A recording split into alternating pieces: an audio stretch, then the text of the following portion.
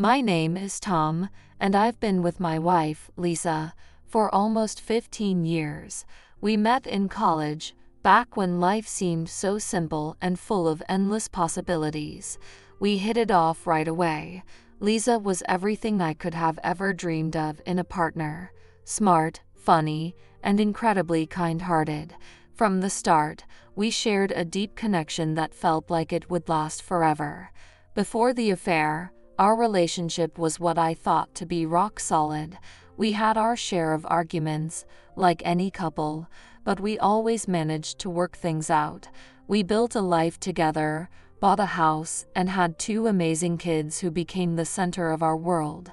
Lisa was an incredible mother, always putting the kids first and making sure they had everything they needed. Lisa was my best friend. She had a way of making me laugh, even on my worst days. She was always there with a supportive word or a comforting hug. Our date nights were filled with laughter and long conversations about our dreams and plans for the future. We had traditions, like our Sunday morning breakfast at our favorite diner and summer camping trips with the kids. Life was busy, but it was good. Of course, it wasn't all perfect. Lisa could be stubborn, and there were times when her need for perfection drove me crazy. She was always meticulous about everything, from how the house was kept to how the kids' schedules were managed. It sometimes felt like she had a plan for every minute of the day, leaving little room for spontaneity. I, on the other hand, tended to be more laid back and flexible, which occasionally led to clashes. Despite the occasional tension, I always believed our love was strong enough to overcome anything. Lisa showed her love in many ways. She'd leave little notes in my lunch bag, reminding me how much she appreciated me. On my birthdays, she went out of her way to plan surprises that showed just how well she knew me. Her thoughtfulness was one of the things I cherished most about her. Looking back now, I realize that there were cracks I didn't see or perhaps chose to ignore. But back then, I believed we were happy and that our life together was as close to perfect as it could get. Little did I know, everything was about to change. It started with little things, the kind that make you question if you're just imagining things. Lisa, who used to be an open book, began to close herself off in subtle ways. She'd always been attentive, but suddenly she was distracted, her eyes constantly darting to her phone. One night, as we were watching a movie, her phone buzzed with a text message. She glanced at it and quickly put it face down on the table. I noticed, but I didn't say anything. A few minutes later, she got up, phone in hand, and went to the kitchen. I could hear her whispering, her voice hushed. "Who was that?" I asked when she came back.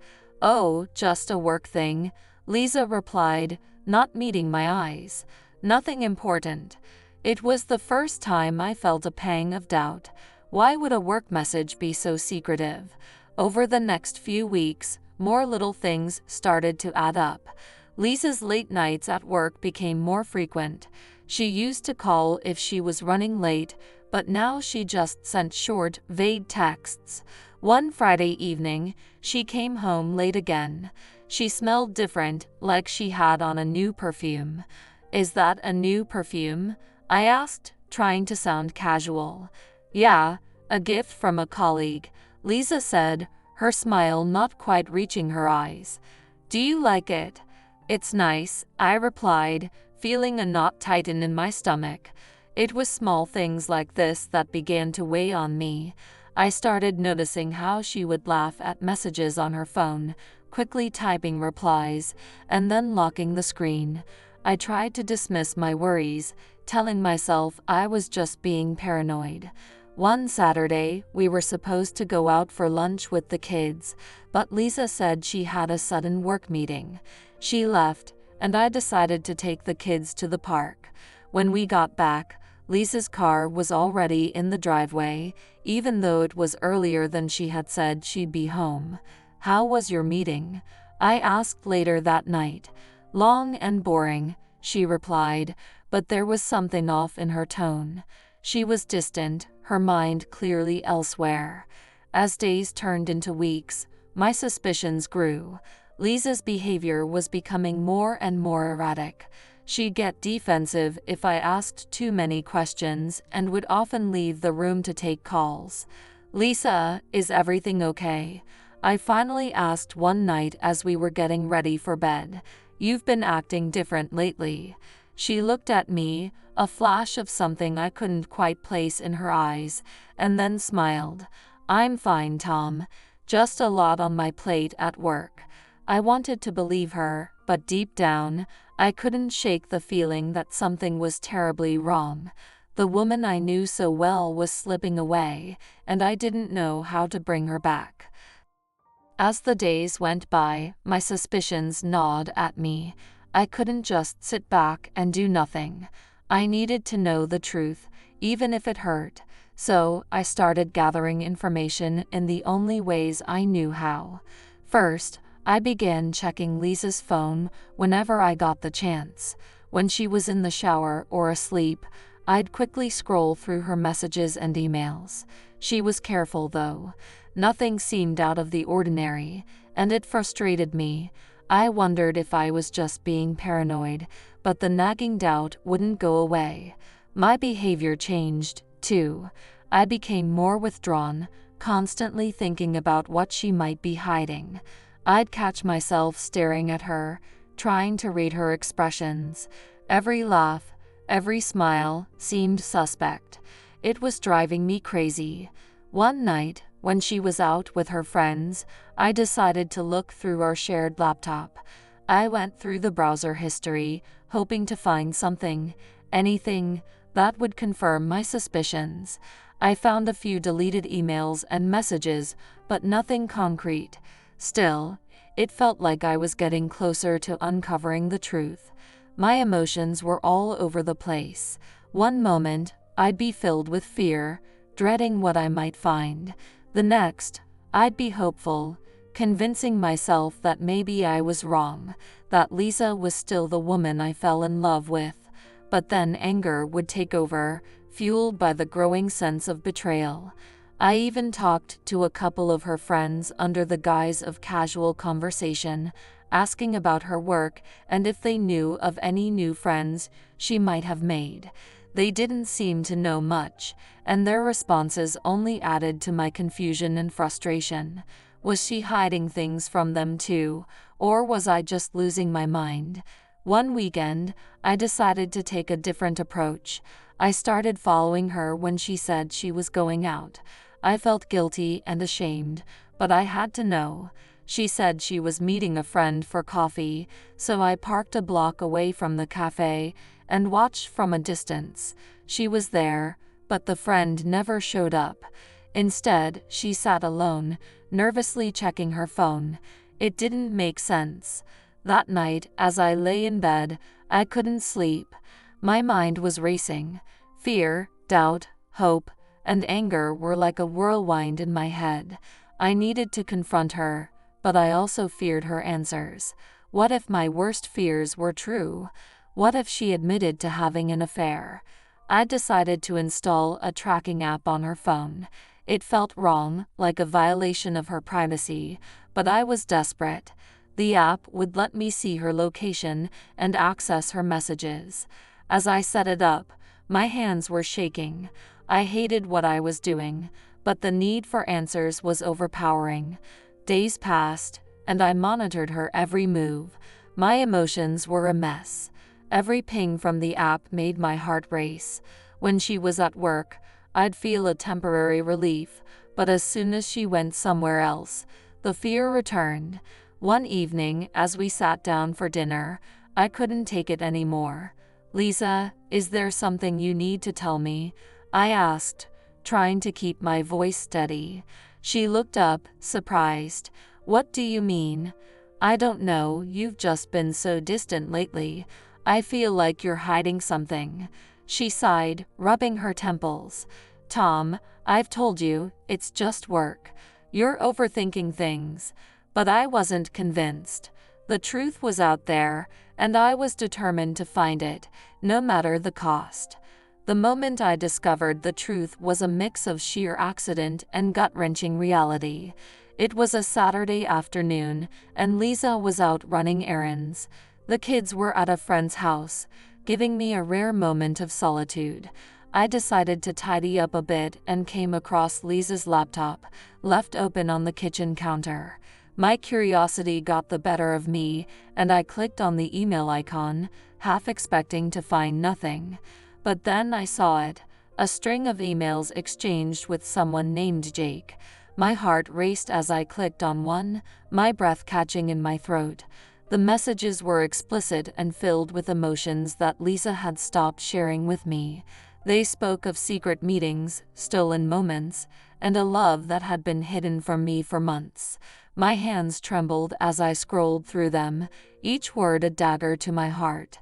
Just as I was about to close the laptop, I heard the front door open. Lisa walked in, her cheerful greeting dying on her lips when she saw my face. "Tom, what's wrong?" she asked, her eyes wide with concern. I held up the laptop, the incriminating emails displayed on the screen. "Care to explain this?" I said, my voice barely more than a whisper.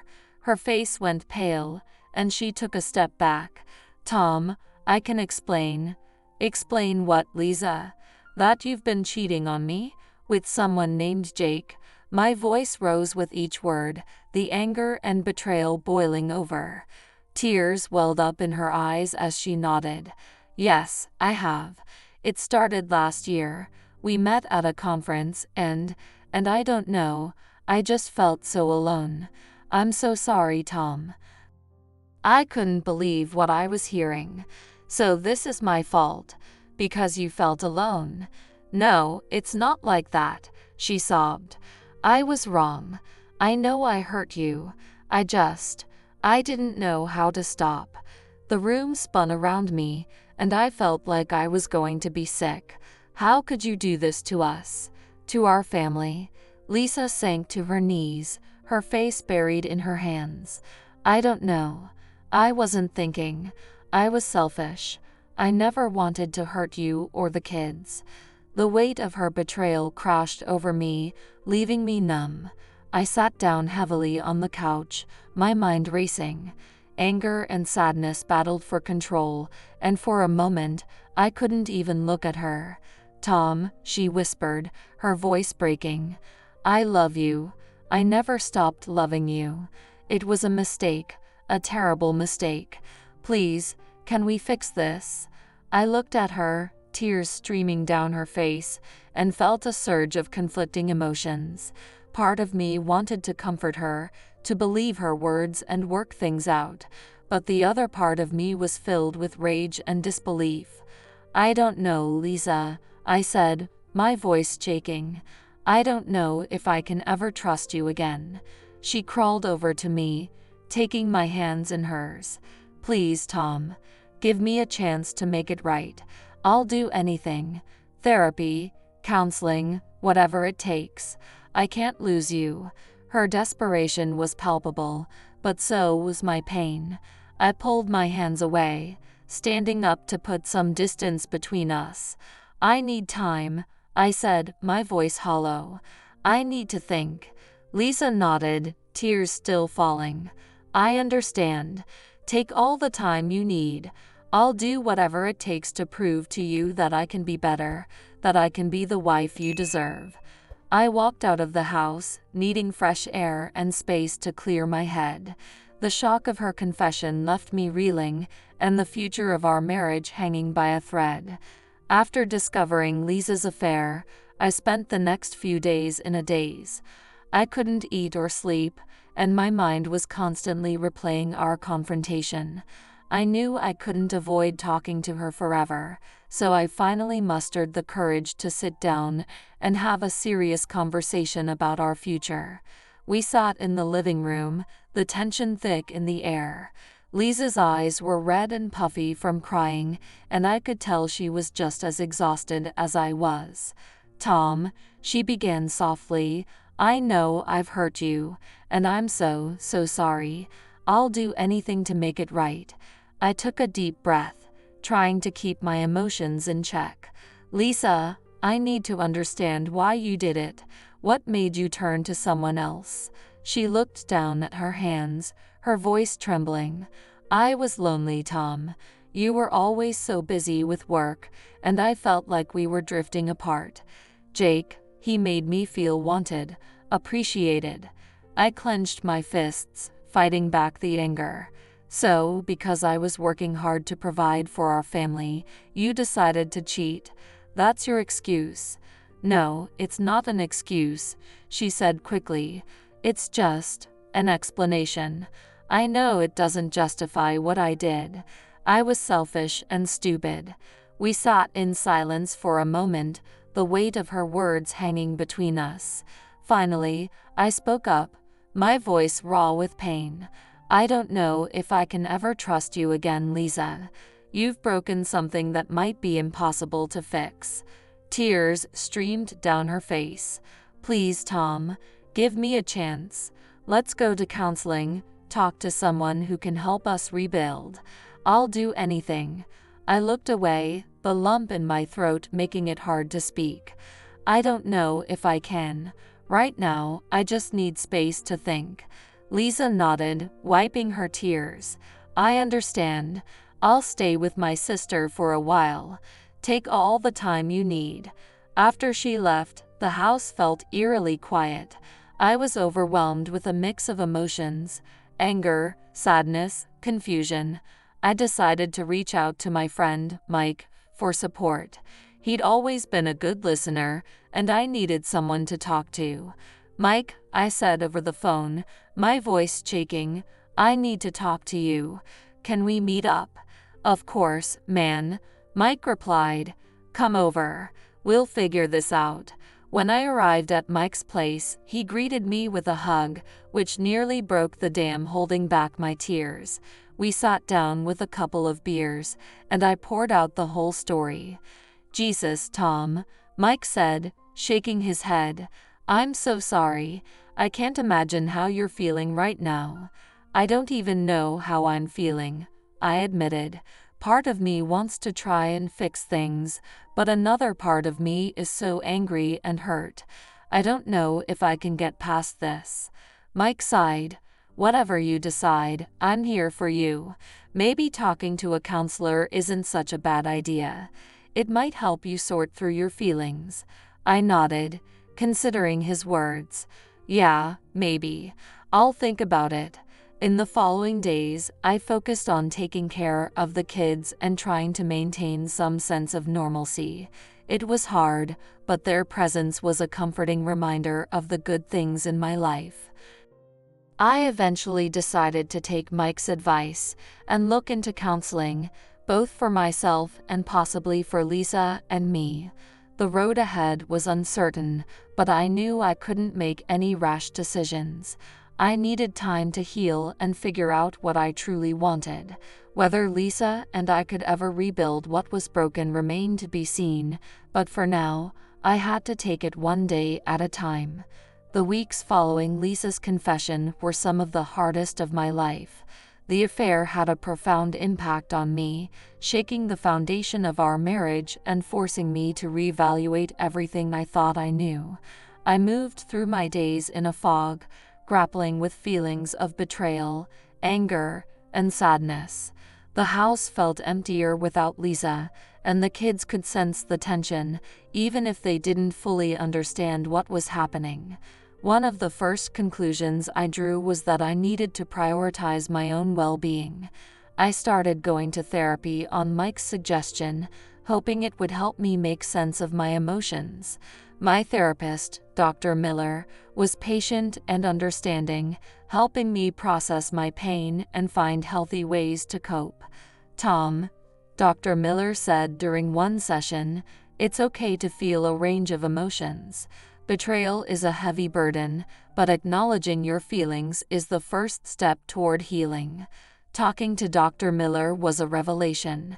For the first time, I felt like I could untangle the mess of thoughts in my head. I started journaling, pouring my heart out onto paper whenever the feelings became overwhelming. It didn't fix everything, but it helped me find some clarity. My relationship with the kids changed too. I became more present, trying to compensate for the instability at home. We spent more time together, playing games, watching movies, and just talking. One evening, my daughter, Emily, looked up at me with concern. "Dad, is everything going to be okay?" she asked, her eyes wide with worry. I hugged her tightly, fighting back tears. "I don't know, sweetheart, but I promise we'll get through this together." Friends and family were another source of support. Mike continued to check in regularly, and my sister, Karen, was a rock. She listened without judgment, offering advice and comfort. "You're stronger than you think, Tom," Karen said one afternoon over coffee. "Take it one day at a time. You'll find your way." I also picked up a new hobby, running. It started as a way to clear my mind, but it quickly became a lifeline. The rhythmic pounding of my feet on the pavement, the rush of endorphins, the sense of accomplishment after a long run, it all helped me reclaim a part of myself that I'd lost. Despite these positive changes, the road to recovery was far from smooth. There were days when the weight of Lisa's betrayal felt unbearable, and I questioned whether I'd ever truly heal. But gradually, I began to see glimpses of hope. Lisa and I started attending couples therapy. The sessions were tense and emotional, filled with difficult conversations and painful admissions. But there were also moments of understanding and connection that gave me a sliver of hope. One evening after a particularly intense session, Lisa turned to me, her eyes filled with sincerity. "Tom, I know I've hurt you deeply, but I'm committed to making this right, whatever it takes. I want us to be a family again." I nodded, feeling a mix of emotions. "I want that too, Lisa, but it's going to take time. Trust isn't rebuilt overnight." As we navigated this new reality, I realized that the affair had forced me to confront uncomfortable truths about our marriage and myself. It wasn't an easy journey, and I wasn't sure where it would lead us. But for the first time, I felt like we were both willing to put in the work to find out. The process of recovery was slow and fraught with challenges, but with the support of friends, family, and therapy, I began to see a path forward. The affair had changed my life in profound ways, but it also taught me the importance of resilience, self-care, and the power of support. It's been a year since I discovered Lisa's affair, and life has settled into a new normal. The journey has been tough, but we've managed to rebuild our relationship piece by piece. We're still going to couples therapy, and while trust is slowly being restored, it's an ongoing process. There are days when the past feels like a distant memory, and others when it still stings, but we're committed to moving forward together. The affair changed me in ways I never expected. I've learned the importance of self-care and the value of honest communication. I'm more present with my kids, making sure they know they are loved and supported. I've found solace in running and writing, using them as outlets for my emotions. Most importantly, I've realized the strength it takes to forgive and the courage it takes to rebuild. For anyone going through a similar situation, my advice is to take it one day at a time. Allow yourself to feel all the emotions, no matter how overwhelming they may be. Seek support from friends, family, or a professional. Don't try to go through it alone. Remember that healing is a process, and it's okay to take your time. Rebuilding trust is hard work, and it requires effort from both partners. Be honest with each other, and don't shy away from the difficult conversations. Mike's support was invaluable to me. "You've got this, Tom," he'd say, whenever I felt like giving up. Those simple words carried me through some of my darkest days. Surround yourself with people who uplift you, who remind you of your worth and strength. One crucial thing I learned is the importance of setting boundaries and prioritizing your own well-being. It's easy to lose yourself in the chaos of betrayal, but remember that your needs and feelings are valid. Take up hobbies, find activities that bring you joy, and focus on personal growth. Lisa and I are still a work in progress, but we've come a long way. The affair forced us to confront the issues in our marriage and work on them together. While I wouldn't wish this experience on anyone, it has brought us closer in a strange, unexpected way. We're more honest with each other now, more attuned to each other's needs and feelings. As I reflect on everything that's happened, I'm grateful for the lessons learned and the support received.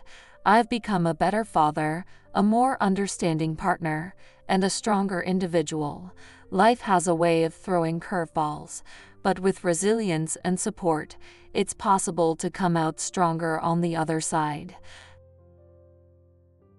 If you found the story interesting, please subscribe to the channel, press the bell, and don't forget to give us a like. Thanks for watching. See you all soon.